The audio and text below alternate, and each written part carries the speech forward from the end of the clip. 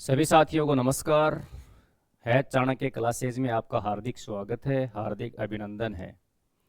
हम मुख्य रूप से अब वापस फिर से कई दिनों से हमने इस पे वीडियो नहीं डाले, तो व्यक्तिगत कारण की वजह से ये वीडियो नहीं आ पाया आपके पास में। अब हम पूरी कोशिश करेंगे कि आपके पास में लगातार निरंतर वीडियो आए, ऑथेंटिक जानकारी आपको मिले। और मुख्य रूप से अभी अपन हिस्ट्री और पॉलिटिकल साइंस जो है, मुख्य आपको पता है कि जैसे 10वीं क्लास है और 12वीं कक्षा जो है, ये बोर्ड कक्षाएं हैं। इसमें जितना भी हिस्ट्री का पार्ट होगा, पॉलिटिकल साइंस का होगा, इकोनॉमिक्स का होगा और ज्योग्राफी का होगा, ये अपन देखेंगे। और इसके साथ साथ में अपन ये भी कोशिश करेंगे कि थोड़ा बोर्ड कक्षाएं जो है उनमें मैथ का मुख्य रूप से ध्यान रखा जाए कि भाई मैथ सब्जेक्ट जो है वो एक महत्वपूर्ण सब्जेक्ट है, इसमें भी देखें।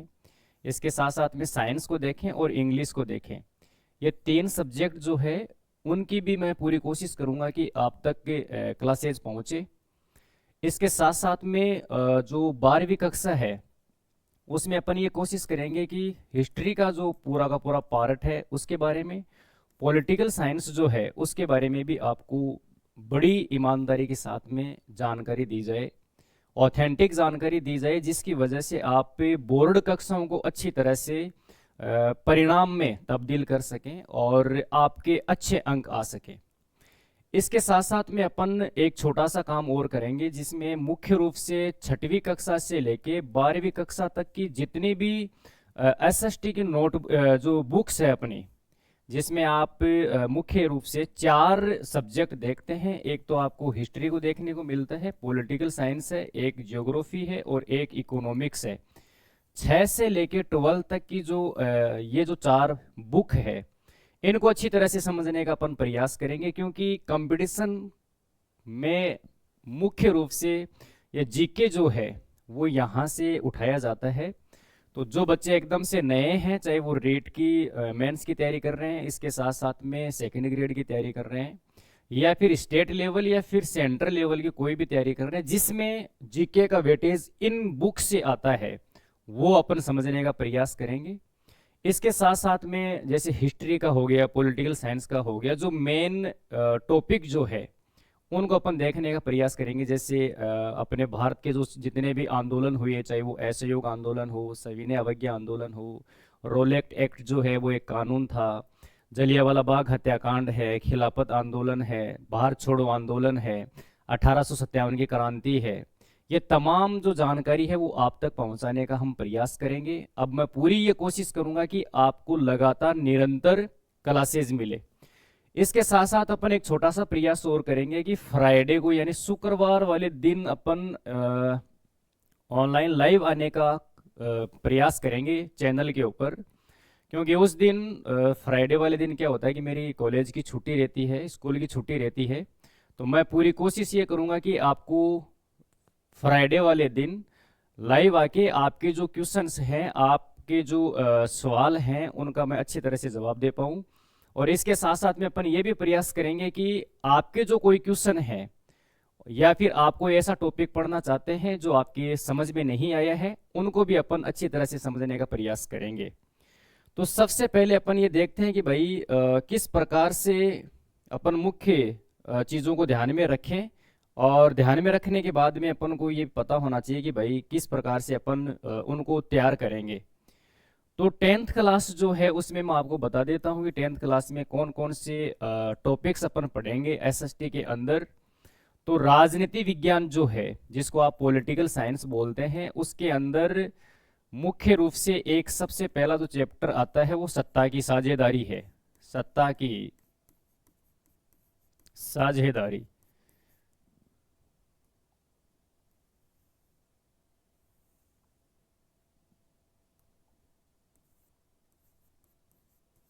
उसके बाद में जो दूसरा चैप्टर इसमें आता है वो है संघवाद वाला।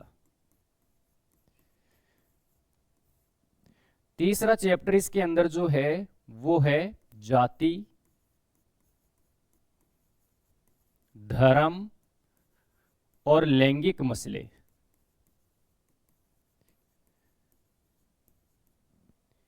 इसके अंदर मुख्य पांचवा जो चैप्टर आता है, चौथा चैप्टर जो आता है वो है राजनीतिक दल। राजनीतिक दल। और पांचवा जो चैप्टर है वो है लोकतंत्र के परिणाम। लोकतंत्र के परिणाम। ये आपके 5 चैप्टर उसके अंदर है, पॉलिटिकल साइंस के अंदर। तो सबसे पहले अपन इन्हीं को समझने का प्रयास करेंगे कि सत्ता की साझेदारी का मतलब क्या है। और आपको एक बात का ध्यान यहाँ पे ये रखना है कि ये जो जितने भी टॉपिक, ये जितने भी चैप्टर, इसमें जितने भी लेसन दिए गए हैं वो एक दूसरे के साथ में जुड़े हुए हैं। यानी अगर सत्ता की साझेदारी पढ़ोगे तो उसके तुरंत बाद आप ये संघवाद वाला टॉपिक पढ़ते हैं, तो ये दोनों आपस में कनेक्टेड होते हैं। वो कैसे होते हैं अपन उसको अच्छी तरह से समझने का प्रयास करेंगे। उसके बाद में जाति, धर्म और लैंगिक मसलों का एक चैप्टर है, वो भी पढ़ेंगे। राजनीतिक दल है और लोकतंत्र के परिणाम है। एक एक करके इनको क्या करते हैं, समझने का प्रयास करते हैं। सबसे पहले अपन एक चीज देखते हैं यहाँ पे, और वो है सत्ता की साझेदारी। सत्ता की साझेदारी। अब देखो, इसको एक सत्ता का मतलब ये हो गया कि अपन कोई भी शासन व्यवस्था चलाते हैं, चाहे वो लोकतंत्र हो या फिर प्रजातंत्र या फिर तानाशाही शासन व्यवस्था हो, किसी भी प्रकार की शासन व्यवस्था हो, उसमें जब कोई शासक बनता है या फिर प्रधानमंत्री बनता है या फिर राजा बनता है, अमूमन वर्तमान समय में विश्व के लगभग देशों में लोकतांत्रिक व्यवस्थाएं चलती है। कुछ देशों में तानाशाही शासन व्यवस्था भी है, जैसे आपने देखा होगा चाइना है, नॉर्थ कोरिया है। ये ऐसे देश है जहां पे तानाशाही शासन व्यवस्था का अच्छी तरह से वर्चस्व रहता है, अच्छी तरह से उनका दबदबा रहता है। अब अपन यहाँ पे ये देखते हैं कि साझेदारी का मतलब क्या होता है। तो साझेदारी जो है, इसका मतलब यहाँ पे होता है कि भाई उस देश के अंदर जितने भी लोग रहते हैं उन लोगों को सत्ता में हिस्सा मिला हुआ है कि नहीं मिला हुआ, उन लोगों की सत्ता के अंदर भागीदारी है या नहीं है, ये इसके अंदर क्या किया जाता है, समझा जाता है। अब जैसे एग्जाम्पल के तौर पे अपन देखते हैं कि भाई अपना भारत देश है और इस भारत के अंदर 28 राज्य हैं और 8 केंद्र शासित प्रदेश हैं। 28 तो राज्य हो गए और 8 जो है वो केंद्र शासित प्रदेश है। केंद्र शासित प्रदेश का मतलब हो गया कि जहां पे सेंट्रल गवर्नमेंट जो है, केंद्र सरकार जो है, वो क्या करती है, अपना नियंत्रण स्थापित करती है। उसी की देखरेख में पूरी शासन व्यवस्था यहाँ पे संचालित होती है। अब ये 28 राज्य हैं और 8 केंद्र शासित प्रदेश हैं। तो आपको यहाँ पे ध्यान रखना ये है कि भाई सारी की सारी व्यवस्था भारत के अंदर अलग अलग बन जाती है। जैसे एग्जाम्पल के तौर पे आप देखिए कि सभी लोगों का यहाँ पे धर्म, आपको अनेक धर्म देखने को मिलेंगे। बहुत सारे लोग हिंदू भी हैं, बहुत सारे लोग मुस्लिम भी हैं, बहुत सारे लोग पारसी समुदाय के भी हैं, जैन धर्म के लोग भी आपको देखने को मिलेंगे, बौद्ध धर्म के लोग भी आपको देखने को मिलेंगे। इसके साथ साथ में ईसाई धर्म के लोग भी आपको देखने को मिलेंगे, सिख धर्म है उनके भी लोग आपको देखने को मिलेंगे। यानी अनेक धर्म यहाँ पे हैं। इसके साथ में जो भारत है विभिन्न जातियों के अंदर बटा हुआ है। देखो, मैं आपको सत्ता की साझेदारी का मतलब ये समझा रहा हूँ कि भाई आप थोड़ा सा भारत के बारे में समझ लो, फिर आपको आसानी होगी कि सत्ता की साझेदारी का अक्सर मतलब क्या होता है। तो जातियों में भी बटा हुआ है। भारत के अंदर अनेक प्रकार की भाषाएं यहाँ पे बोली जाती है। आपको पता होना चाहिए कि लगभग 1300 से ज्यादा मातृभाषाओं को दर्ज किया गया है। इनमें भी 100 प्रमुख भाषाएं हैं और भारत की जो 8वीं अनुसूची है उसमें 22 भाषाओं का क्या किया गया, उल्लेख किया गया है। इसके साथ में भारत में रहने वाले जो लोग हैं उनका कल्चर यानी उनकी जो संस्कृति है वो भी अलग है। उनके जो ड्रेस कोड है, वेशभूषा यानी जो पहनावा है वो भी अलग है। और इनका जो खान पान है, ये खान पान भी क्या है, अलग है। कहने का मतलब ये हुआ कि यहाँ पे अनेक जातियों के लोग, अनेक धर्मों के लोग, अलग अलग भाषा बोलने वाले, अलग अलग संस्कृति रखने वाले और अलग अलग वेशभूषा रखने वाले, और सबका खान पान अलग होना, अब आप सपोज करके देखिए कि अगर अपन भारत की बात करें तो यहाँ पे हिंदुओं की बहुसंख्यक समुदाय के लोग यहाँ पे आपको देखने को मिलेंगे, क्योंकि यहाँ पे हिंदुओं की संख्या ज्यादा है। लगभग 79% यहाँ पे हिंदू आपको देखने को मिलते हैं, बाकी जितने भी धर्म हो वो सारे आ जाते हैं। अब आप सपोज करके देखिए कि भाई यहाँ पे तो लोकतांत्रिक व्यवस्था है। लोकतांत्रिक व्यवस्था में क्या होता है कि लोकतंत्र का मतलब देखिए, लोक यानी जनता, तंत्र का मतलब क्या होता है, शासन, यानी जनता का शासन होता है। अब जनता के शासन में क्या होता है कि यहाँ पे चुनाव होगा, और चुनाव जो है वो हर 5 साल बाद में होता है। जब हर 5 साल बाद में चुनाव होगा तो चुनाव के अंदर जब मतदान करने के लिए जब लोग जाते हैं तो उनका एक ही तरीका होता है कि भाई एक व्यक्ति को एक वोट देने का अधिकार है। और जब वो वोट दे के आते हैं तो आप सपोज करके देखिए कि जिनकी संख्या ज्यादा है उन लोगों को वहां पे क्या मिल जाएगा, अधिकार मिल जाएगा, या फिर सत्ता मिल जाएगी, शासन व्यवस्था मिल जाएगी। क्योंकि जो जिस समुदाय के ज्यादा लोग हैं, यह संभावना रहती है कि उस समुदाय के लोग अपने ही समुदाय के लोगों को आगे बढ़ाने का क्या करेंगे, काम करेंगे। जैसे एग्जाम्पल के तौर पे आप देखिए कि अगर भारत में हिंदुओं की संख्या ज्यादा है तो अमूमन ये देखा जाता है कि हिंदू धर्म के जो लोग हैं वो ही सत्ता में आने का क्या करते हैं, काम करते हैं। तो आप सपोज करके देखिए मुस्लिम कम्युनिटी के लोग, पारसी, जैन, बौद्ध, ईसाई और सिख, ये जो लोग हैं इनकी उतनी भागीदारी यहाँ पे नहीं हो पाएगी। अब एक बात तो अपन ने ये समझी कि भाई लोकतांत्रिक व्यवस्था में ये ऐसा काम होता है। अगर ये लोग मान लो कि हिंदू जो है सत्ता में चले गए, इनकी संख्या ज्यादा है तो ये सत्ता में चले जाएंगे। अगर ये हिंदू सत्ता में चले गए और जाने के बाद में अपने ही समुदाय के लोगों का भला करने का काम करे, अपने ही समुदाय के हितों की बात करे, अपने ही समुदाय के लोगों के बारे में बात करे, और अपने ही समुदाय के लोगों को सार्वजनिक क्षेत्र यानी सरकारी नौकरी देने का काम करे, अपने ही समुदाय के लोगों को अधिकार दे कि भाई आपको एकदम से खुली छूट है, आप जैसा चाहे वैसा आप कर सकते हैं।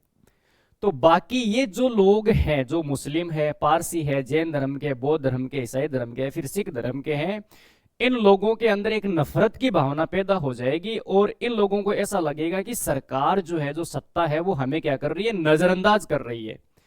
और इस चीज को ये क्या नहीं कर पाएंगे, स्वीकार नहीं कर पाएंगे। और देखने के कुछ समय बाद में ये धीरे धीरे इनमें नफरत की भावना इतनी ज्यादा प्रबल हो जाएगी, इतनी ज्यादा ताकतवर हो जाएगी कि ये लोग एक समय के बाद में क्या करना स्टार्ट कर देंगे, विरोध करना स्टार्ट कर देंगे कि भाई आप जो व्यवस्थाएं चला रहे हैं, आप जो शासन व्यवस्था में ये व्यवस्था कर रहे हैं वो सही नहीं है, ये उचित नहीं है, ऐसा नहीं होना चाहिए। अब सत्ता की साझेदारी का जो मेन मुख्य जो चैप्टर है, उस चैप्टर के अंदर अपन को ये ही समझना होता है कि इसका मतलब क्या होता है, और इस मतलब को अपन समझते हैं। आप यहाँ पे देखिए कि किस तरह से लोकतांत्रिक व्यवस्थाओं में सत्ता जो है वो हासिल की जाती है, और उसके बाद में सत्ता को हासिल करने के बाद में उसका किस प्रकार से दुरुपयोग किया जाता है। तो अपन यहाँ पे 2 एग्जाम्पल लेंगे। उन 2 एग्जाम्पल के माध्यम से आप आसानी से समझ पाओगे कि भाई व्यवस्थाएं कैसे चलती है। एक अपन एग्जाम्पल ले रहे हैं बेल्जियम का,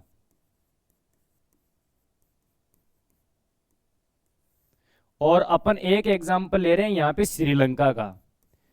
आपकी जो किताब है 10वीं कक्षा की, उस 10वीं कक्षा की किताब के अंदर जो पहला चैप्टर है सत्ता की साझेदारी वाला, इसमें एक एग्जाम्पल दिया गया है बेल्जियम और एक एग्जाम्पल दिया गया है अपन को श्रीलंका का। अब बेल्जियम जो है इसके अंदर 2 भाषा बोलने वाले लोग हैं। एक भाषा बोलने वाले लोग है फ्रेंच भाषा और एक लोग है डच भाषा। यानी आपको यहाँ पे समझना है कि 2 भाषाओं के प्रमुख रूप से यहाँ पे लोग रहते हैं, इनकी बहुसंख्यक है। और यहाँ पे एक तीसरी भाषा भी है जिसको अपन जर्मन भाषा बोलते हैं, तो कुछ लोग जर्मन भाषा भी बोलने वाले हैं। ओवरऑल देखा जाए, पूरे बेल्जियम में देखा जाए तो डच भाषा बोलने वाले जो लोग हैं उनकी आबादी यहाँ पे 59% है पूरे बेल्जियम के अंदर, और जो फ्रेंच भाषा बोलने वाले लोग हैं इनकी आबादी यहाँ पे है 40%, और जो आपको यहाँ पे ये जर्मन लोग दिख रहे हैं इनकी आबादी यहाँ पे है 1%। समझ में आ रहा है? कहने का मतलब ये हुआ, बेल्जियम एक यूरोप की कंट्री है, और यूरोप महाद्वीप जो है, उस यूरोप महाद्वीप पे पूरे टोटल 28 देश हैं। अब महाद्वीप किसे कहते हैं, इस चीज का आपको ध्यान होना चाहिए। विश्व के अंदर पूरे टोटल 7 महाद्वीप हैं। उत्तरी अमेरिका, दक्षिणी America, Europe, Asia, Africa, Australia और अंटार्कटिका, ये 7 महाद्वीप है। उनमें से एक यूरोप आता है और इस यूरोप के अंदर पूरे टोटल 28 देश हैं। इसको यूरोपीय संघ के नाम से भी जाना जाता है और इसकी जो मुद्रा है उसको यूरो के नाम से अपन जानते हैं। अब अपन को यहाँ पे देखना है कि यूरोप के अंदर ये जो बेल्जियम देश है, इसमें फ्रेंच भाषा बोलने वाले लोगों की संख्या 40% है, डच भाषा बोलने वाले लोगों की संख्या 59% है और जर्मन भाषा बोलने वाले जो लोग हैं उनकी जनसंख्या यहाँ पे 1% है। अब आप यहाँ पे देखिए कि ये जो लोग हैं, जो डच भाषा बोलने वाले जो लोग हैं, उनकी संख्या यहाँ पे 59% है, यानी ये ज्यादा है। इनकी संख्या क्या है, ज्यादा है यहाँ पे। अब बेल्जियम जो है, बेल्जियम की जो राजधानी है उस राजधानी का नाम है ब्रुसेल्स।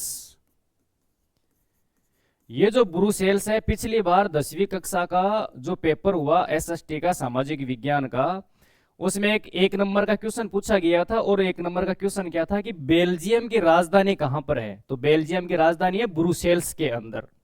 अब अपन आगे देखते हैं। ब्रुसेल्स के अंदर क्या है कि 80% जो लोग निवास करते हैं और 20% जो लोग निवास करते हैं, अच्छा 20% जो लोग हैं वो तो है डच और 80% लोग हैं फ्रेंच भाषा बोलने वाले लोग। अब इस चीज का आप ध्यान रखना भाई।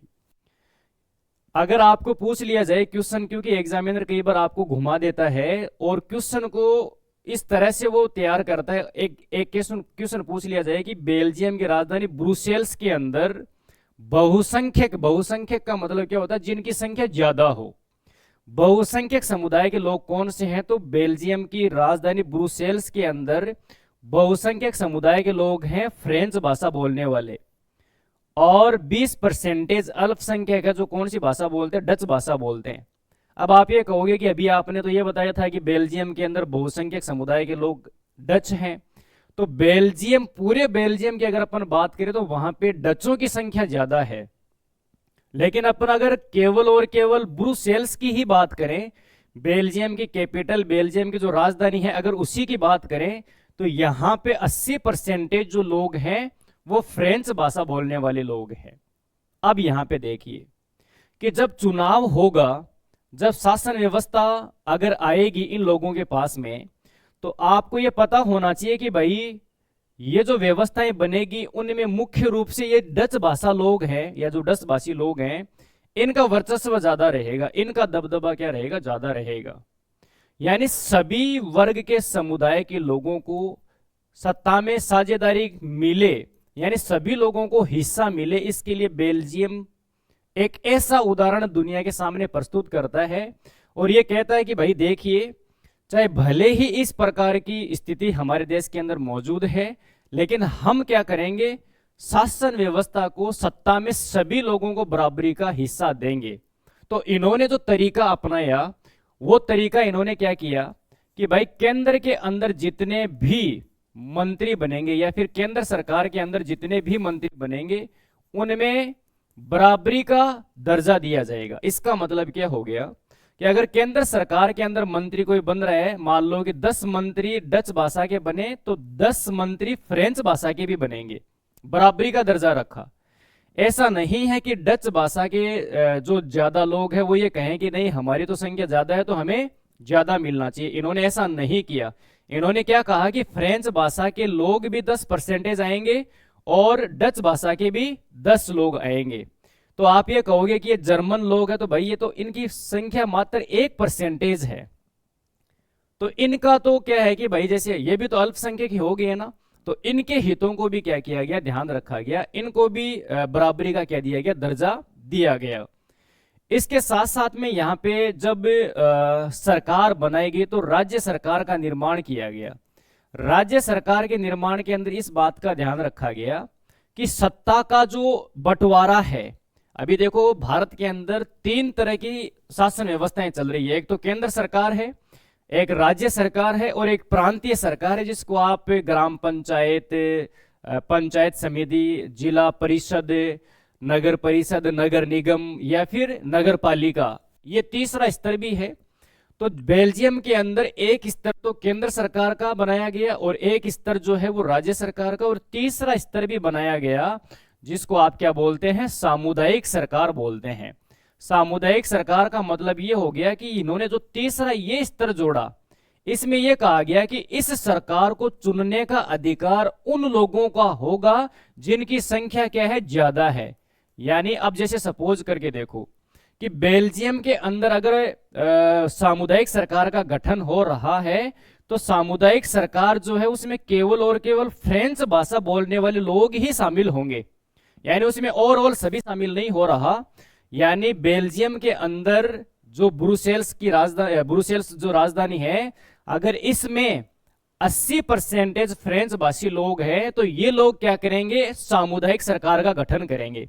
इसी प्रकार से 20% जो डच भाषा बोलने वाले लोग हैं वो अपनी सामुदायिक सरकार का गठन करेंगे। कहने का मतलब ये हुआ कि ये जो सामुदायिक सरकार है, इस सामुदायिक सरकार का मेन मुख्य काम क्या होगा, इसका मेन मुख्य काम अपन यहाँ पे इसको मैं मिटा देता हूं एक बार ताकि आपको आसानी से क्या आ जाए, समझ में आ जाए। तो आपको एक क्वेश्चन का तो ध्यान रखना है कि बेल्जियम जो है उसकी राजधानी कहां पर है, ब्रुसेल्स के अंदर है। मुख्य रूप से यहाँ पे फ्रेंच भाषा बोलने वाले लोगों की संख्या ज्यादा है, और जो ओवरऑल अगर आप बात करोगे तो बेल्जियम जो है उसमें ज्यादा संख्या किसकी है, डच भाषा बोलने वाले लोगों की है। अब आप यहाँ पे देखिए, मैंने क्या बताया कि सामुदायिक सरकार जो है, सामुदायिक सरकार काम करेगी शिक्षा को लेकर, तो इसके साथ साथ में स्वास्थ्य को लेकर भी वो क्या करेंगे, काम करेंगे, और अपनी संस्कृति, अपने कल्चर को बचाए रखने के लिए भी वो क्या करेंगे, काम करेंगे। तीन काम सबसे ज्यादा महत्वपूर्ण थे जो बेल्जियम के अंदर सामुदायिक सरकार किया करती थी। इसके साथ साथ में क्या किया गया, जब भी सरकारी नौकरी होगी तो सभी लोगों को बराबरी का हिस्सा दिया जाएगा। यानी सरकारी नौकरी में भी बेल्जियम जो वो ये कह रहा है कि भाई हम आराम से अच्छी तरह से डच भाषा के जो लोग हैं उनको भी उतना ही हिस्सा देंगे जितना फ्रेंच भाषा को दे रहे हैं। बेल्जियम की राजधानी ब्रुसेल्स में फ्रेंच भाषा के जितने लोग हैं उनको भी उतना हिस्सा देंगे जितना डच भाषा के या फिर फ्रेंच भाषा के लोगों को दिया जा रहा है। कहने का मतलब यहाँ पे ये हुआ कि बेल्जियम जो है बिना लड़ाई के, बिना संघर्ष के, बिना झगड़े के, बिना मारकाट के अपने देश के अंदर रहने वाले जितने भी समुदाय के लोग थे, जो जो भाषा वो बोलते थे, जिनका धर्म चाहे अलग हो, चाहे संस्कृति अलग हो, चाहे खान पान अलग हो, चाहे रहन सहन अलग हो, चाहे भाषा अलग हो या फिर वेशभूषा अलग हो, बेल्जियम ने विश्व के सामने इतना शानदार उदाहरण पेश किया और यह कहा कि भाई हमें अपना वर्चस्व स्थापित नहीं करना, हमें अपना दबदबा स्थापित नहीं करना, हमें अल्पसंख्यक समुदाय के जो लोग हैं जिनकी संख्या हमारे देश में कम है, हमें उनके हितों को भी क्या रखना, पूरा ध्यान में रखना है। चाहे वो केंद्र सरकार हो, चाहे वो राज्य सरकार हो या फिर सामुदायिक सरकार हो, तीनों स्तर की सरकारों में बेल्जियम ने अपने लोगों को, अपने देश के नागरिकों के लिए अच्छी तरह से व्यवस्थाएं की। उसकी वजह से हिंसा नहीं हुई, लड़ाई झगड़ा नहीं हुआ, मारकाट नहीं हुई और देश के अंदर शांति का माहौल बना। देश ने लगातार निरंतर प्रगति की, निरंतर उन्नति की, निरंतर उसने समृद्धि की और लगातार वो विकास कार्यों को आगे बढ़ाने के लिए क्या करता है, काम करता है। यानी डच भाषी लोगों ने अपना ईगो नहीं दिखाया। डच भाषी जो लोग हैं उन्होंने ये नहीं कहा कि भाई हमारा वर्चस्व स्थापित होना चाहिए, हमारा दबदबा स्थापित होना चाहिए, हमारी बात को पहले ज्यादा माननी चाहिए, या फिर हमारे समुदाय के ज्यादा लोग हैं तो हमारे समुदाय के लोगों को सरकारी क्षेत्र में या फिर प्राइवेट क्षेत्र में या फिर मंत्रियों में या फिर शासन व्यवस्था में या फिर कानून का निर्माण करने में हमारे लोगों को आप ज्यादा प्रमोट कीजिए या फिर हमारे लोगों को ज्यादा भागीदारी होनी चाहिए। इन्होंने ऐसा बिल्कुल भी नहीं किया। इन्होंने संतुलन की राजनीति अपनाई और सत्ता की साझेदारी में यानी शासन व्यवस्था में सभी लोगों को बराबरी का क्या दिया गया, हिस्सा दिया गया। तो आपको इस चीज का क्या रखना, ध्यान रखना है। अब अपन यहाँ पे देखते हैं श्रीलंका का उदाहरण देखते हैं कि श्रीलंका किस प्रकार से सत्ता की साझेदारी को सही तरीके से निभा पाता है या फिर नहीं निभा पाता। तो श्रीलंका जो है, पिछली साल एक क्वेश्चन आया था कि श्रीलंका कब आजाद हुआ, तो श्रीलंका आजाद हुआ था 1948 के अंदर, ये ध्यान रखना। और हम आजाद हुए थे, भारत जो आजाद है वो हुआ 1947 में 15 अगस्त 1947 को भारत आजाद होता है। इसके एक साल बाद में श्रीलंका भी क्या हो जाता है, आजाद हो जाता है। अच्छा, श्रीलंका जो है वो एक द्वीपीय देश है। अच्छा, आपको ये ध्यान रखना है कि द्वीप किसे कहते हैं। अब जैसे मान लो कि एक पृथ्वी का छोटा सा टुकड़ा होगा, ये मान लो कि छोटा सा हिस्सा है, इस हिस्से के चारों तरफ क्या होना चाहिए, पानी होना चाहिए। जैसे आपने देखा होगा कि लक्षद्वीप के बारे में आपने सुना, अंडमान निकोबार द्वीप समूह के बारे में आपने सुना। श्रीलंका जो है, श्रीलंका के भी चारों तरफ पानी है। तो पृथ्वी का वह भूभाग जिसके चारों तरफ पानी हो उसे क्या कहा जाता है, द्वीप कहा जाता है। तो श्रीलंका एक द्वीपीय देश है, यानी उसके चारों तरफ क्या है, पानी है। फिर एक आता है प्रायद्वीप। प्रायद्वीप का मतलब क्या होता है कि जिसके तीन तरफ पानी हो, यानी पृथ्वी का एक ऐसा भाग। अच्छा, द्वीप जो है उसमें तो क्या होता है कि चारों तरफ पानी होता है, उसके चारों तरफ पानी होगा। और जो प्रायद्वीप होता है उसमें कितनी और पानी होगा, तीन और पानी होगा। तो अपना भारत जो है उसके तीन साइड में पानी है। जैसे अगर अपन भारत का मैप के बारे में बात करें तो इधर अरब सागर है, इधर हिंद महासागर है और इधर क्या है, बंगाल की खाड़ी है। तो तीन जो दिशाएं हैं भारत की, जो ये दो तीन हिस्सा यहाँ पे बनता है, इधर वाला पश्चिम वाला हिस्सा, दक्षिण वाला हिस्सा और पूर्वी जो हिस्सा है, इन तीनों हिस्सों में पानी है। तो इसलिए इसको क्या कहा जाता है, प्रायद्वीप कहा जाता है। फिर एक होता है महाद्वीप। महाद्वीप का मतलब आपने मैंने बताया होगा, उत्तरी अमेरिका है, दक्षिण अमेरिका है, एशिया है, अफ्रीका है, यूरोप है, अंटार्कटिका है और अपना ये ऑस्ट्रेलिया है।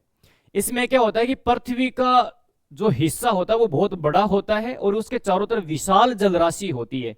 जैसे कई बार आपने सुना होगा राजा, महाराजा, रानी, महारानी।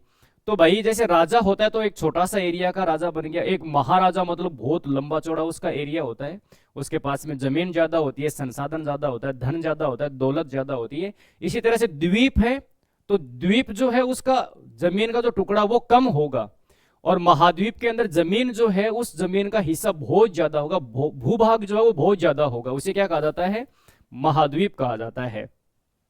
तो श्रीलंका जो है वो एक द्वीपीय देश है।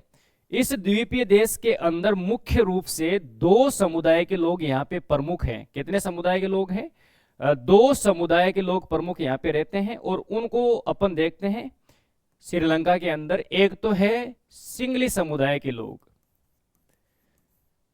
और एक है यहाँ पे तमिल, ठीक है। सिंगली समुदाय के जो लोग हैं इनकी यहाँ पे आबादी है 74% और ये जो लोग हैं इनकी आबादी है यहाँ पे 18%। अच्छा, इसमें भी 18% जो है, इसमें भी दो कैटेगरी बनी हुई है कि जो श्रीलंका के मूल या जो श्रीलंकाई तमिल जो मूल है, जो श्रीलंका के मूल निवासी हैं, उनकी तो आबादी यहाँ पे है कितना परसेंटेज, 13%। और बाकी जो यहाँ पे बच गए, ये जो तमिल है ये गए थे भारत से, भारत से जाते हैं। और भारत से इसलिए जाते हैं क्योंकि वहां पे ये क्या करना चाहते थे, रोजगार करना चाहते थे। तो रोजगार की तलाश में गए और रोजगार यहाँ पे श्रीलंका के अंदर जाकर ये करते हैं। 1948 के अंदर जैसे ही श्रीलंका आजाद हुआ, आजाद होने के बाद में यहाँ पे लोकतांत्रिक शासन व्यवस्था को अपनाया गया। अब लोकतंत्र जो है, उस लोकतंत्र के अंदर मैंने शुरुआत में आपको बताया था कि यह संभावना बनी रहती है कि जिस समुदाय के ज्यादा लोग होंगे उसी समुदाय के लोग ज्यादा आते हैं। जैसे भारत में अभी आपने देखा होगा कि जब चुनाव होते हैं, इलेक्शन होते हैं, चाहे वो पंचायती राज मंत्रालय का हो, नगर निकाय का हो, विधानसभा का हो या फिर लोकसभा का चुनाव हो, उसमें अमूमन इस बात का ध्यान रखा जाता है कि किस जाति के ज्यादा लोग किस एरिया में रहते हैं। जैसे मान लो कि कोई एक विधानसभा का क्षेत्र है और उस विधानसभा के क्षेत्र में बहुसंख्यक समुदाय में या फिर एक जाति ज्यादा है जिसकी संख्या वहां पे ज्यादा है, तो जो राजनीतिक दल होते हैं, जो पार्टियां होती है, वो इस बात का जरूर ध्यान रखती है कि इस क्षेत्र में हमें क्या करना है, इस जाति के कैंडिडेट को खड़ा करना जिसकी संख्या वहां पे ज्यादा है और कोशिश ये की जाती है कि वो जीत भी जाए। तो श्रीलंका के अंदर सिंगली समुदाय के लोगों की संख्या 74% है। तो इनको ऐसा लगा कि भाई ये जो तमिल है, इन लोगों को इतना यहाँ पे क्या नहीं मिलना चाहिए, अधिकार नहीं मिलना चाहिए जितना हमें मिले। यानी चाहे सरकारी नौकरी हो, चाहे सरकार में मंत्री बनना हो या फिर सरकार के अंदर जितने भी निर्वाचित जनप्रतिनिधि है उनकी संख्या हो, या फिर औद्योगिक क्षेत्र में, शिक्षा के क्षेत्र में, राजनीति के क्षेत्र में, आर्थिक क्षेत्र में। इन्होंने ये कहा कि भाई हमारा वर्चस्व होना चाहिए, हमारा दबदबा होना चाहिए। इसलिए होना चाहिए क्योंकि हमारी भी तो संख्या ज्यादा है यहाँ पे। इन लोगों को संख्या के हिसाब से कम माना गया क्योंकि इनकी संख्या पहले से ही कम है और ये अल्पसंख्यक समुदाय के लोग हो गए। तो श्रीलंका के अंदर क्या किया गया 1956 में, 1956 के अंदर क्या होता है, श्रीलंका के अंदर ये जो सिंगली समुदाय के जो लोग थे, इन्होंने अपनी जो भाषा है सिंगली, इसको राजभाषा घोषित कर दिया और ये कहा कि भाई आज के बाद जितना भी काम होगा वो इसी भाषा के अंदर होगा। अब आप सपोज करके देखिए, यहां पे जो तमिल लोग हैं इनकी संख्या बेचारों की कम है, तो इन लोगों को अपनी तमिल लैंग्वेज आती है, तमिल भाषा आती है, इन लोगों को तो सिंगली भाषा आती नहीं है।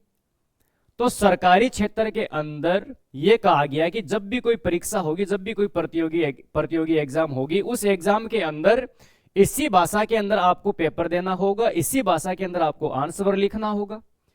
तो राजभाषा जैसे ही घोषित की जाती है तो ये जो तमिल लोग थे, इन तमिल लोगों को एकदम से क्या किया गया, नजरअंदाज किया गया। इनके हितों का बिल्कुल भी ध्यान नहीं रखा गया, इनके बच्चों का ध्यान नहीं रखा गया, इनके लोगों का ध्यान नहीं रखा गया और केवल सिंगली समुदाय के लोगों के हितों को ही सर्वोपरि रखा। सिंगली भाषा को राजभाषा घोषित कर दिया 1956 में।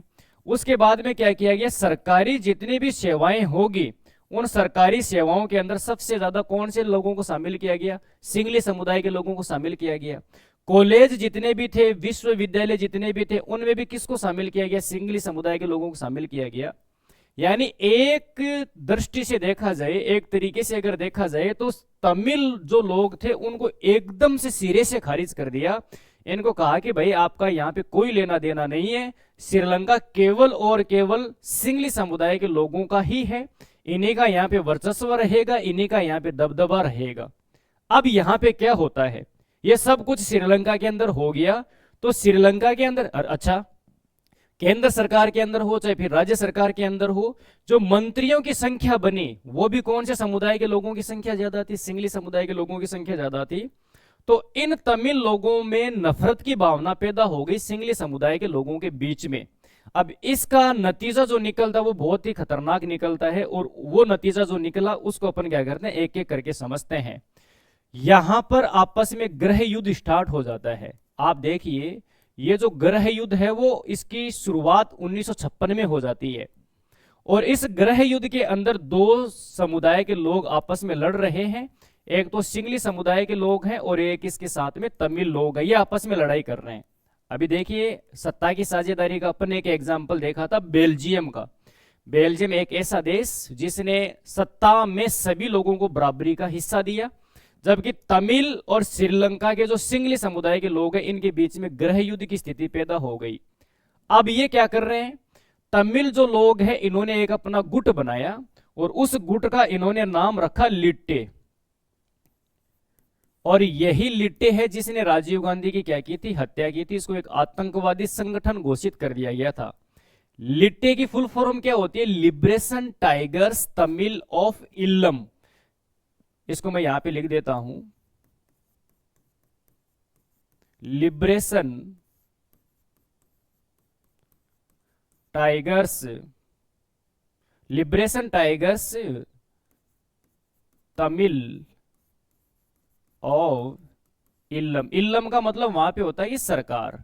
इन्होंने ये कहा कि भाई हम अपनी एक अलग सरकार बनाएंगे। अच्छा, ये ध्यान रखना, श्रीलंका जो है, इस श्रीलंका के अंदर जो पूर्वी भाग है, श्रीलंका का कौन सा भाग है, जो पूर्वी भाग है और थोड़ा उत्तर वाला भाग है, यानी पूर्वी और उत्तर वाला जो भाग है यहां पर इन तमिलों की संख्या ज्यादा है।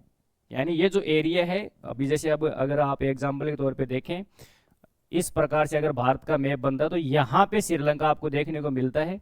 तो श्रीलंका के ये वाला भाग और ये वाला जो भाग है, यहाँ पे सबसे ज्यादा आपको कौन से लोग देखने को मिलेंगे, तमिल लोग देखने को मिलेंगे। तो इन्होंने ये कहा कि भाई हमें एक अलग सरकार बना के दी जाए, यानी इस क्षेत्र के अंदर इन्होंने एक अलग इलम यानी अलग सरकार बनाने की इन्होंने क्या उठा दी, मांग उठा दी। और ये लगातार क्या करते गए, इनके साथ में संघर्ष करते गए। इतना संघर्ष हुआ कि हमारे भारत के प्रधानमंत्री थे उस टाइम पे राजीव गांधी, 1956 में नहीं, ये संघर्ष लंबा चला। मैंने ये बताया कि 1956 के अंदर तो इस गृह युद्ध की, इस संघर्ष की, इस हिंसा का बीज बोया गया।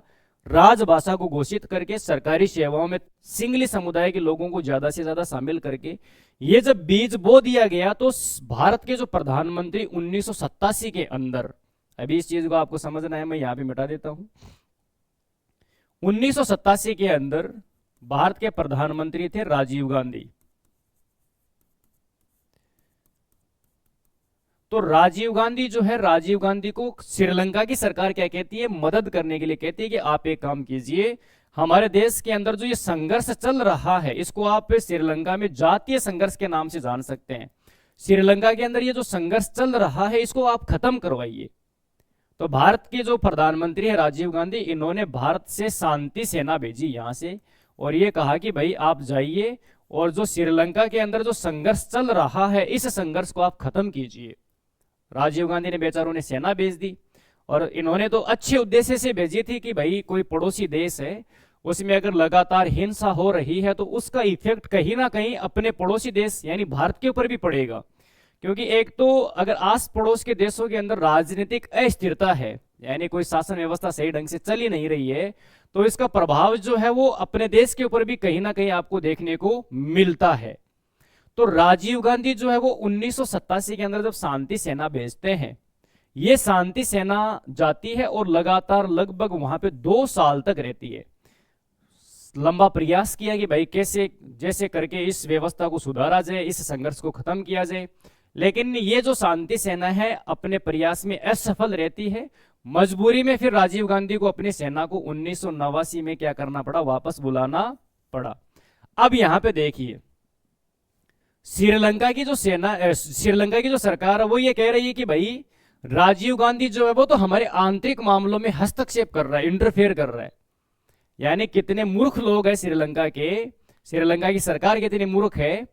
एक राजीव गांधी जी ने शांति सेना भेजी, और शांति सेना भेज के ये कहा कि भाई शासन व्यवस्था जो उसको अच्छी तरह से चलाया जाए, उसमें हम मध्यस्थता या फिर मीडिएटर की भावना से काम करना चाहते हैं और शांति की भावना से काम करना चाहते हैं। श्रीलंका की सरकार उल्टा हमारे ऊपर ही आरोप लगा रही है और ये कह रहे हैं कि राजीव गांधी भारत जो है वो हमारे आंतरिक मामलों में क्या कर रहा है, हस्तक्षेप यानी आंतरिक मामलों में इंटरफेयर कर रहा है। और ये जो आंतरिक मामलों के अंदर इंटरफेयर कर रहा है, ये हम क्या नहीं करेंगे, बर्दाश्त नहीं करेंगे। अच्छा, तमिल जो लोग हैं, उन तमिल लोगों के अंदर भी एक नफरत की भावना पैदा हो गई। तमिल लोगों ने ये कहना स्टार्ट कर दिया कि भाई ये देखिए, अगर राजीव गांधी जी नहीं होते तो हमारा एक नया देश बन जाता, हमारी एक नई सरकार बन जाती। इन्होंने जबरदस्ती यहाँ पे इंटरफेयर किया है। और राजीव गांधी जी जो है वो तमिलनाडु जो है, आपको पता होना चाहिए श्रीलंका का एकदम से तटवर्ती क्षेत्र अगर जुड़ा हुआ है, तो तमिलनाडु के अंदर क्या किया जा रहा था, एक सभा को संबोधित कर रहे थे राजीव गांधी। वहीं पे एक बूढ़ी महिला आती है और वो राजीव गांधी के गले में माला डालती है। जैसे ही माला डालती है तो उसमें बम फिट किया हुआ था और बटन दबाया जाता है और राजीव गांधी की वहीं पे क्या हो जाती है, मृत्यु हो जाती है। राजीव गांधी जी खत्म हो जाते हैं। यानी राजीव गांधी इस संघर्ष के अंदर अप्रत्यक्ष रूप से अपने प्राण, उनकी हत्या कर दी जाती है, उनको प्राण छोड़ने पड़ते हैं। कहने का मतलब यहाँ पे ये हुआ कि भाई एक शासन व्यवस्था में अगर आप किसी समुदाय के लोगों को आप नजरअंदाज करोगे तो उसका अंत जो है वो दर्दनाक होगा। शुरुआत में क्या होता है कि जो बहुसंख्यक समुदाय के लोग होते हैं वो ये सोचते हैं कि भाई हाँ, जो हम कर रहे हैं वो सही कर रहे हैं, लेकिन उसका अंत जो है वो एक समय के बाद में इतना खतरनाक और इतना दर्दनाक होता है कि उसकी अपन कल्पना भी नहीं कर सकते। और आपको पता होना चाहिए कि श्रीलंका के अंदर वो जो संघर्ष चला था, जो गृह युद्ध चला, वो 2009 में जाके खत्म हुआ। तो एक क्वेश्चन पूछा गया है बोर्ड की एग्जाम में कि श्रीलंका के अंदर गृह युद्ध की समाप्ति कब हुई, तो वो हुई 2009 के अंदर। 2009 यानी 1956 से जो संघर्ष चला वो 2009 के अंदर जाकर खत्म हुआ। आप कल्पना करके देखिए उस देश का कितना ज्यादा आर्थिक रूप से नुकसान हुआ होगा। आज श्रीलंका के अंदर लोकतांत्रिक व्यवस्था का संचालन हो रहा है और वहां पर सभी वर्ग के लोगों को बराबरी का दर्जा दिया जाता है, बराबरी का हिस्सा दिया जाता है। अगर ये शुरुआत में ही अच्छी तरह से कर लेते तो आज इस प्रकार की कंडीशन श्रीलंका के सामने नहीं आती, श्रीलंका कर्ज में नहीं डूबता, और श्रीलंका के जो मेन मुख्य जो प्राकृतिक संसाधन है उनके ऊपर दूसरे देशों का नियंत्रण नहीं होता। आपको मैं एक छोटी सी यहाँ पे जानकारी बताना चाहता हूं कि जब ये संघर्ष चला तो इस संघर्ष के दौरान चाइना जो उसने ठीक ठाक ढंग से श्रीलंका को कर्ज दिया, और उस कर्ज की वजह से आज श्रीलंका जो है उस कर्ज को पूरा नहीं चुका पाया। जब नहीं चुका पाया तो श्रीलंका का एक बंदरगाह है हबनटोटा बंदरगाह, उसको चाइना ने 99 साल के लिए क्या ले लिया, लीज के ऊपर ले लिया कि भाई 99 साल तक ये जो हबनटोटा बंदरगाह है वो हमारे कब्जे में रहेगा। आप यहाँ पे अब जो मेन मुख्य हमें दोनों देशों से सीखने वाली बात क्या है, हमें यहाँ पे ये सीखना है कि भाई कोई भी देश हो, उस देश के अंदर जातियां भी होगी, धर्म भी होगा, अलग अलग भाषा बोलने वाले लोग भी होंगे, सबकी वेशभूषा जो है वो भी अलग होगी, रहन सहन अलग होगा, खान पान अलग होगा। तो हमें इस बात का ध्यान रखना है कि जो अल्पसंख्यक समुदाय के लोग हैं उनके हितों का भी हमें ध्यान रखना पड़ेगा। यानी जो बहुसंख्यक समुदाय यानी जिनकी संख्या ज्यादा है उन लोगों को ही ध्यान रखना पड़ेगा, अल्पसंख्यक समुदाय के लोगों को। अब मैंने शुरुआत में वो एग्जाम्पल भारत वाला क्यों दिया था, वो इसलिए दिया था क्योंकि भारत जो है उसमें हिंदुओं की आबादी ज्यादा है, यानी लगभग 79% जो है वो यहाँ पे हिंदुओं की संख्या ज्यादा है। अब अगर हिंदुओं के सामने, भाई हमारे देश के अंदर तो सबसे पहले तो लोकतांत्रिक व्यवस्थाएं हैं, लेकिन जो वर्तमान समय के अंदर जो व्यवस्थाएं चल रही है उसमें हिंदुओं को एकजुट करने का क्या किया जा रहा, प्रयास किया जा रहा है। अब संविधान सर्वोपरि है, संविधान के हिसाब से काम होना है, संविधान की देखरेख में काम होना है, संविधान से ऊपर कुछ भी नहीं है। लेकिन एक भावना ऐसे धीरे धीरे वर्तमान समय के अंदर प्रस्तुत की जा रही है या फिर प्रदर्शित की जा रही है, या फिर आप कह सकते हैं कि उस भावना को ऐसा बढ़ाया जा रहा है जिसके अंदर जो अल्पसंख्यक समुदाय को ऐसा लगने लगा है कि भाई केवल और केवल यहाँ पे तो हिंदुओं का हित होता है, यहाँ पे तो हिंदुओं की सुरक्षा की जाती है, यहाँ पे तो हिंदुओं की रक्षा की जाती है। अभी जो हिंदू जो जितने भी समुदाय के लोग हैं, जो जिन लोगों को ये लग रहा है कि भाई ये तो बहुत अच्छी बात हो रही है, ये तो आने वाले समय में पता नहीं क्या हो जाएगा, हम एकजुट हो जाएंगे, हिंदू खतरे में है, मुस्लिम कहते हैं कि मुस्लिम खतरे में है, सिख कहते हैं कि सिख खतरे में है। तो मैं उन लोगों को बस इतना ही कहूंगा कि इतिहास जो है वो हमें कुछ सिखाने के लिए बना हुआ होता है। हमें इतिहास में जो जिन लोगों ने जो गलतियां की है उन गलतियों से हमें सीखना चाहिए, और हमें यह समझना चाहिए कि भाई आपको कुछ समय के लिए प्रभावशाली लग सकता है कि भाई हमने तो अच्छा काम कर दिया, ये जो अल्पसंख्यक समुदाय के लोग हैं इनको तो एकदम से दबा के रख दिया। तो आने वाला जो समय होता है वो सबसे ज्यादा इन बहुसंख्यक लोगों के लिए ही खतरे की घंटी बन जाता है। यानी जो जिनकी संख्या ज्यादा थी उन्हीं लोगों के लिए खतरे की घंटी बन जाता है। इसलिए नफरत की भावना न हो, सभी मिलजुल के रहें, मुस्लिम भी अपना काम करें, हिंदू भी अपना काम करें, सिख भी अपना काम करें, ईसाई भी अपना काम करें, पारसी भी अपना काम करें, जैन धर्म के लोग हैं वो भी अपना काम करें, सारे के सारे लोग मिलजुल के रहें, और सारे लोग जो हैं वो अपने राष्ट्र के बारे में सोचे, अपने देश के बारे में सोचे कि भाई अपना देश सर्वोपरि है, देश सुरक्षित है तब हम सुरक्षित। अगर देश ही सुरक्षित नहीं है, राष्ट्र ही अगर सुरक्षित नहीं है तो फिर कोई मतलब नहीं है। एक फ्रांसीसी दार्शनिक थे, उनका नाम है रेनिन। ये जो रेनिन महोदय हैं इन्होंने बहुत खूबसूरत बात कही। इन्होंने कहा कि देश जो है वो भाषा से नहीं बनता, देश जो है वो संस्कृति से नहीं बनता, देश जो है वो धर्म से नहीं बनता, देश जो है वो क्षेत्रों से नहीं बनता, देश बनता है विचारों से, देश बनता है त्याग से, देश बनता है बलिदान से, देश बनता है आत्मसमर्पण की भावना से, देश बनता है जो प्राचीन समय के अंदर, अतीत के अंदर जिन महापुरुषों ने अपने देश को आजाद करवाने के लिए, अपने राष्ट्र को स्वतंत्र करवाने के लिए अपने प्राणों की आहुति दी, अपना संघर्ष किया, लगातार प्रयास किया, तब जाकर देश बनता है और सारे के सारे लोग एकजुट होकर काम करें। ऐसा नहीं है कि भाई देश भारत को तो केवल और केवल हिंदू ही बढ़ाएंगे। जो ये लोग सोचते हैं वो एकदम से पता नहीं कौन सी अवधारणा में जी रहे हैं, पता नहीं कौन सी सोच में जी रहे हैं। सभी लोग मिलजुल के काम करें तभी देश क्या करेगा, उन्नति करेगा, प्रगति कर पाएगा और विकास कार्यों को सफल कर पाएगा।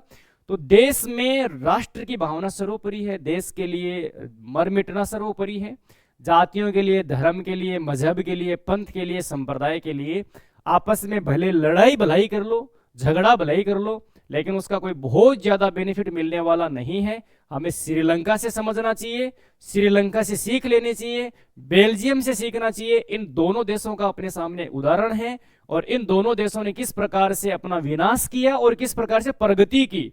भाई बेल्जियम ने तो प्रगति की, लेकिन श्रीलंका ने अपना विनाश ही किया। अगर वहीं पे भाई अंत में तो जाकर उन लोगों के समुदाय के लोगों का भी हित करना पड़ा, लेकिन अगर शुरुआत में ही किया जाता तो श्रीलंका आज विश्व के शक्तिशाली देशों में भी शामिल हो सकता था, उसकी आर्थिक व्यवस्था सुधर सकती थी। इन्हीं शुभकामनाओं के साथ मैं उम्मीद करता हूं कि आपको ये चैप्टर आसानी से समझ में आया होगा। अगला जो अपना चैप्टर उसमें बनेगा वो है संघवाद वाला। तो संघवाद वाला टॉपिक अपन अच्छी तरह से पढ़ेंगे, समझेंगे कि शक्तियों का किस प्रकार से बंटवारा होता है, वो सारी की सारी अपन अगली क्लास में चर्चा करते हैं। इसमें मुख्य रूप से जो क्वेश्चन आते हैं उन क्वेश्चनों को आपको ध्यान में रखना है। मैं आपको बता दूंगा कि पिछले वर्ष कौन से क्वेश्चन आए थे और हमें कौन कौन से महत्वपूर्ण, अति महत्वपूर्ण जो क्वेश्चन है उनको ध्यान में रखना है। चैनल को सब्सक्राइब करना है, लोगों तक शेयर करना है, और हमारा एक छोटा सा प्रयास ये भी रहता है कि हम सरकारी स्कूल हमारे नज़दीक में है, उस सरकारी स्कूल में 1 रुपया डोनेट करते हैं। अगर आप 1 सब्सक्राइब करते हैं, आपका 1 सब्सक्राइब और हमारा 1 रुपया सरकारी स्कूल में डोनेट के रूप में जाता है, तो वहाँ पे जो जितने भी बच्चे पढ़ते हैं उनकी जो भी व्यवस्थाएं होगी, चाहे 1 लाख सब्सक्राइब हो, चाहे 10,000 हो, चाहे 50,000 हो, चाहे 20 लाख हो, चाहे 10 लाख हो, कितने भी सब्सक्राइब हो, जितने सब्सक्राइब होंगे, मैं हमेशा ये कोशिश करता हूँ कि गवर्नमेंट जो सेक्टर है वो भी थोड़ा बहुत एकदम से शिक्षा के क्षेत्र में अग्रिम पंक्ति में आ सके, क्योंकि आज प्राइवेट सेक्टर का ही बहुत ज़्यादा वर्चस्व स्थापित हो चुका है। तो जो बच्चे पढ़ नहीं सकते, जिनके पास में आर्थिक संसाधन नहीं है, उन लोगों के लिए भी अपन को क्या करना चाहिए, प्रयास करना चाहिए। जय हिंद, जय भारत, वंदे मातरम।